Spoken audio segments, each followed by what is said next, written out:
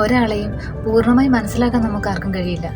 എന്നാൽ കുറേയൊക്കെ മനസ്സിലാക്കാൻ കഴിയുകയും ചെയ്യും. അതിന് അയാളുമായി സ്നേഹത്തിലിരുന്ന സമയത്തെ അനുഭവങ്ങളും പിണങ്ങിയോ പരിഭവിച്ചോ ഇരിക്കുന്ന സമയത്തെ അനുഭവങ്ങളും തമ്മിലൊന്ന് കൂട്ടി വായിച്ചാൽ മതിയാവും. ഇണങ്ങിയിരിക്കുമ്പോൾ അയാളുടെ നല്ല വശങ്ങളിലേക്ക് മാത്രമേ നമ്മുടെ മനസ്സുടക്കി കിടക്കുകയുള്ളൂ. എന്നാൽ പിണങ്ങിയിരിക്കുമ്പോൾ അയാളുടെ മോശം വശങ്ങളിലേക്കും കൂടി നമ്മുടെ മനസ്സ് തിരിഞ്ഞു നോക്കാൻ തുടങ്ങും. എന്നാൽ ഒന്ന് പിണങ്ങിക്കഴിയുമ്പോൾ നമ്മുടെ മനസ്സ് അവരിലെ സ്നേഹത്തോടെ ഉണ്ടായിരുന്ന പെരുമാറ്റത്തെയും പിണങ്ങിയതിന് ശേഷം ഉണ്ടായിരുന്ന പെരുമാറ്റത്തെയും താരതമ്യപ്പെടുത്താൻ തുടങ്ങും. അപ്പോഴാണ് നമുക്ക് ആ വ്യക്തിയെക്കുറിച്ച് കുറച്ചെങ്കിലും കാര്യങ്ങൾ മനസ്സിലാക്കാൻ കഴിയുന്നത്. അയാൾ സ്നേഹത്തോടെ ഇരിക്കുമ്പോഴത്തെ അയാളുടെ പെരുമാറ്റം എങ്ങനെയാണ്, നമ്മളെക്കുറിച്ചുള്ള അഭിപ്രായം എങ്ങനെയാണ്, നമ്മളോടുള്ള സംസാര രീതി എങ്ങനെയാണ്.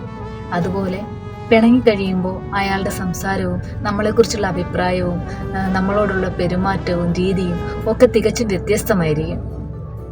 എന്നാൽ അപൂർവം ചില മനുഷ്യരുണ്ട്, സ്നേഹത്തോടെ ഇരിക്കുമ്പോൾ എങ്ങനെയൊക്കെയാണോ അവർ പെരുമാറിയിരുന്നത് അത് അങ്ങനെ തന്നെ മനസ്സിൽ സൂക്ഷിച്ചു വെക്കും.